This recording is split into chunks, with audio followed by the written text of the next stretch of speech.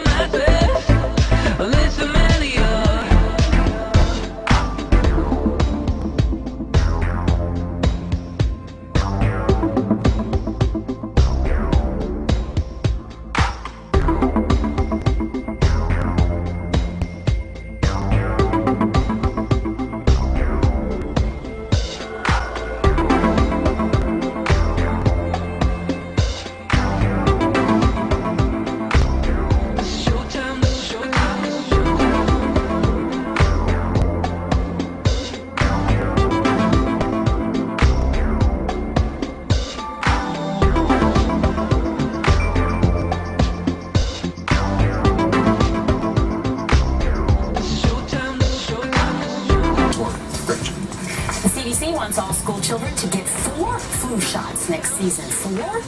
2 would be to combat the seasonal flu, and 2 would be to combat swine flu. It says that it wants a full frontal assault on the viruses beginning in August. That's a lot of shots. The agency has not determined yet how long children should wait between those vaccinations. I don't know about convincing your kids for 4. Sometimes one's tough enough. No shot. No shots are good for me. A joyful home.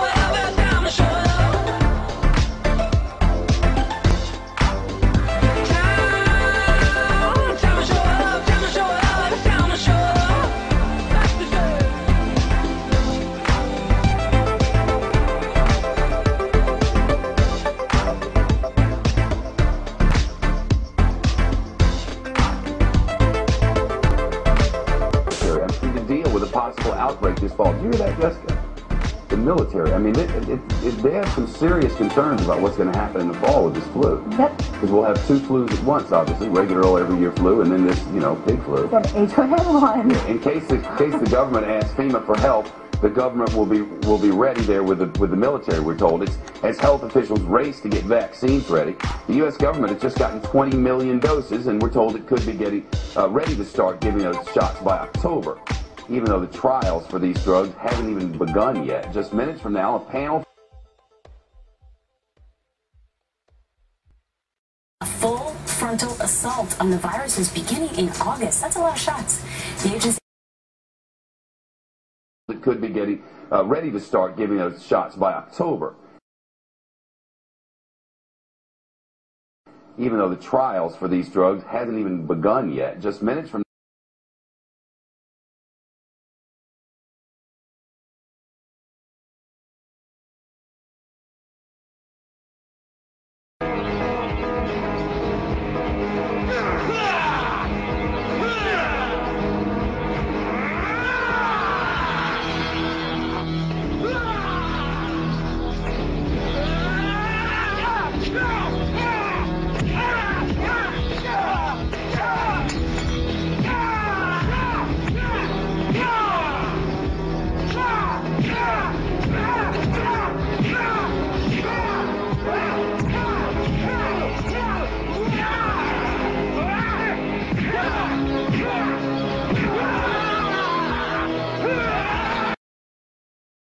it because we don't have enough. Now, in England, you can call up a number and they'll give it to you without even an exam.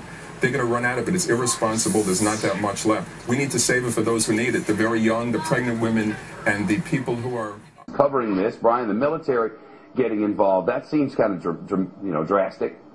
Well, I think it is dramatic, Shep. Fox News teams who will respond if FEMA says it needs help. One assumes this might be necessary, Shep, if there were, for example, mass quarantines. Mass quarantines. Mass quarantines. Well, there's a hearing today in the Senate on preparing for H1N1.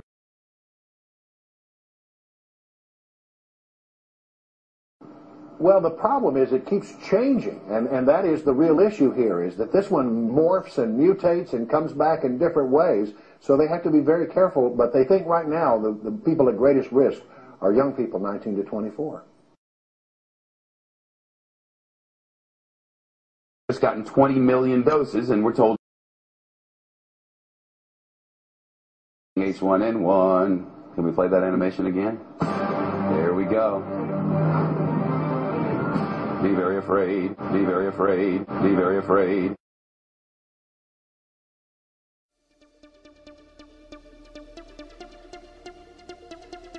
I know from talking to people in the research community, even scientists who helped develop the vaccine for smallpox are saying they're not going to take the vaccine and urging their friends and family not to take this vaccine either. I know from talking to people in the research community, even scientists who helped develop the vaccine for smallpox are saying they're not going to take the vaccine and urging their friends and family not to take this vaccine either. What kind of side effects did these children have, if any?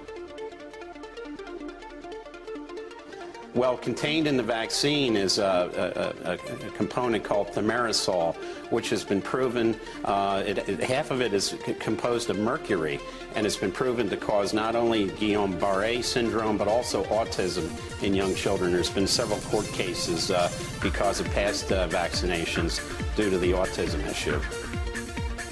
The research community, the medical community, saying, look, what we need to provide the public is good information and let them make the decision based on facts.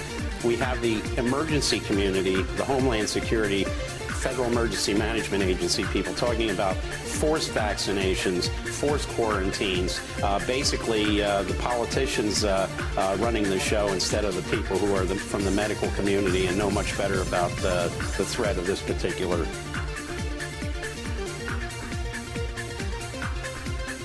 influenza. And so how effective would a vaccine be if the majority of people decide not to take it?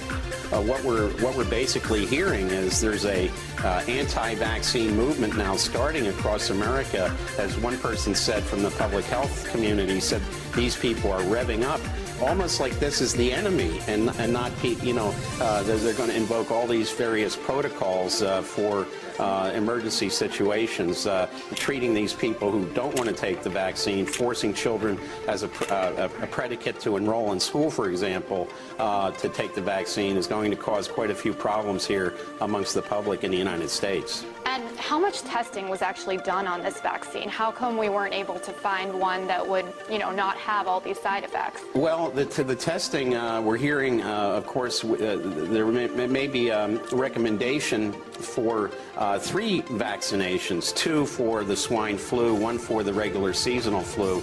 But we all know about the side effects from 1975 and 76, and therefore this vaccine, even amongst people who work in the medical community, is not considered safe. And when are these decisions likely to happen? When will they decide if this will be mandatory or not? We're hearing that this second wave of the flu for the Northern Hemisphere will strike sometime at the end of September and reach peak in October, possibly. This is actually what happened with the 1918 flu. First cases in September, peaked in October, ebbed off in November. So we'll probably see this vaccination program come into full effect next month. May have thought it was over, but it's just beginning. A top World Health Organization official saying, and this is a quote, an explosion of H1N1 infections is on the way.